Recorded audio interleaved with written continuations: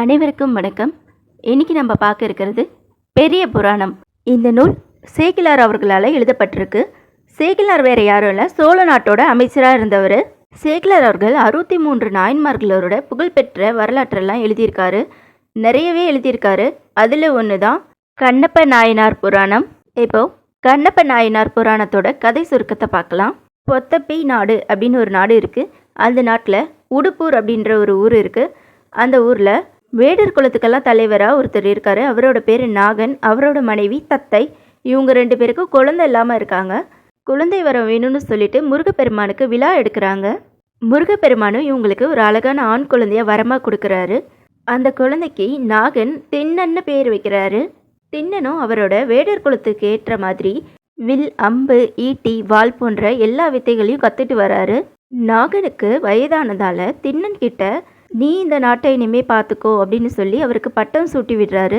திண்ணனும் அவரோட நண்பர்களான நாணன், காடன் இவங்க எல்லாம் சேர்ந்து வேட்டைக்காக ஒரு வலையை விரித்து வச்சுருக்காங்க. அந்த வலையில் மாட்டி பன்றி ஒன்று வேகமாக ஓடி போகுது. திண்ணன் என்ன செய்கிறாருன்னா அந்த பன்றியை விடாமல் துரத்திட்டே போய் அவர் வச்சிருந்த வாளால் வெட்டி வீழ்த்திடுறாரு. இதை நேரில் கண்ட அவரோட நண்பனான நாணன் திண்ணனோட திறமையை பாராட்டுறாரு. அவங்க வேட்டையாடின இடத்துக்கு பக்கத்தில் பொன்முகலி அப்படின்ற ஒரு ஆற்றை பார்க்குறாங்க.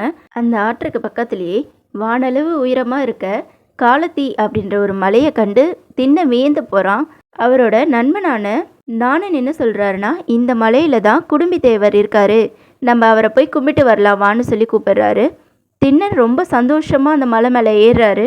குடுமி தேவருக்கு சிவகோசியார் அப்படின்ற ஒருத்தர் ஆகம விதிப்படி பூஜை செஞ்சுட்டு வராரு அப்படின்ற விஷயத்த நாணன் திண்ணன் கிட்ட சொல்கிறாரு.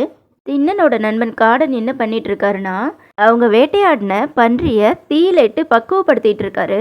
அந்த திண்ணன் என்ன செய்கிறாருன்னா, பக்குவப்படுத்தி வச்சிருக்க பன்றி இறைச்சியை ஒரு கையிலையும் இன்னொரு கையில் அவரோட வில் அம்பையும் தன்னோட வாயில் நீரை எடுத்துக்கிட்டு மரத்தில் இருக்க இலைகள் எல்லாம் தன்னோட தலையில் சொருகி எடுத்துக்கிட்டு குடுமி தேவருக்கு பூஜை செய்ய எடுத்துகிட்டு போகிறாரு.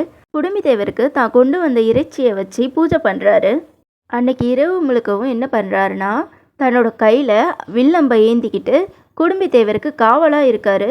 அடுத்த நாள் காலையில் எழுந்திரிச்சு திரும்பவும் பூஜை பண்ணுறதுக்கு தேவையான எல்லாத்தையும் கொண்டு வரலான்னு சொல்லிட்டு அங்கேருந்து புறப்பட்டு போகிறாரு.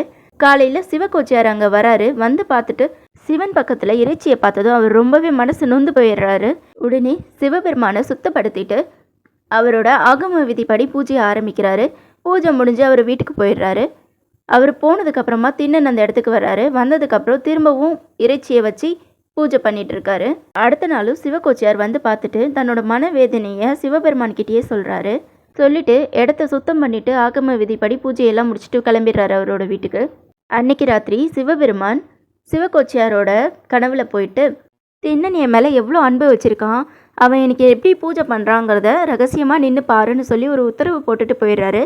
அதைப்படியே அடுத்த நாள் காலையில் சிவகோச்சியார் திண்ணனோட பூஜையை ரகசியமாக நின்று பார்க்குறாரு. சிவபெருமானோட கண்ணில் உதிரம் கொட்ட ஆரம்பிக்குது. இதை பார்த்த திண்ணன் துடைச்சி விட பார்க்குறான். பச்சை இலையை எடுத்து சிவபெருமானோட கண்ணில் இட்டு விடுறான். அப்பவும் அவரோட கண்ணில் இருந்து கொட்டுற உதிரம் நிற்கவே இல்லை. திண்ணன் அவரோட வலது கண்ணை அம்பால குத்தி எடுத்து சிவன் கண்ணில் அப்பி விடுறாரு. உதிரம் கொட்டுறது நின்று போயிடுது. கொஞ்ச நேரத்திலே சிவபெருமானோட இடது கண்ணிலையும் உதிரம் கொட்ட ஆரம்பிக்குது. இதை பார்த்த திண்ணன் தன்னோட இடது கண்ணை எடுத்து சிவபெருமானுக்கு வைக்கலான்னு முடிவு பண்ணுறாரு. ஆனால் நமக்கு 2 கண்ணையும் எடுத்ததுக்கப்புறம் நமக்கு எப்படி கண்ணு தெரியும், அடையாளத்துக்காக நம்ம ஒன்று பண்ணலான்னு சொல்லி தன்னோட காலோட கட்டை விரலை சிவபெருமானோட கண்ணில் வைக்கிறாரு அடையாளத்துக்காக. கட்டை விரலை வச்சதுக்கப்புறமா தன்னோட கண்ணை அம்பால குத்தி எடுக்க முயற்சி பண்ணுறாரு. அப்போது சிவபெருமான் கண்ணப்பா நில் அப்படின்னு 3 தடவை சொல்கிறாரு. இதை பார்த்த சிவகோச்சாரியார் பக்தியில் மூழ்கி திளைத்து நின்னாரு. இறைவனுக்கே அவரோட கண்ணை கொடுத்ததுனால கண்ணப்பர் அப்படின்னு போற்றப்படுறாரு. இதுதான் கண்ணப்ப புராணம், பெரிய புராணத்தில் வர கண்ணப்ப புராணம். இந்த கதை உங்களுக்கு பிடிச்சிருந்தா மறக்காமல் சேனலை சப்ஸ்கிரைப் பண்ணிக்கோங்க. நன்றி, வணக்கம்.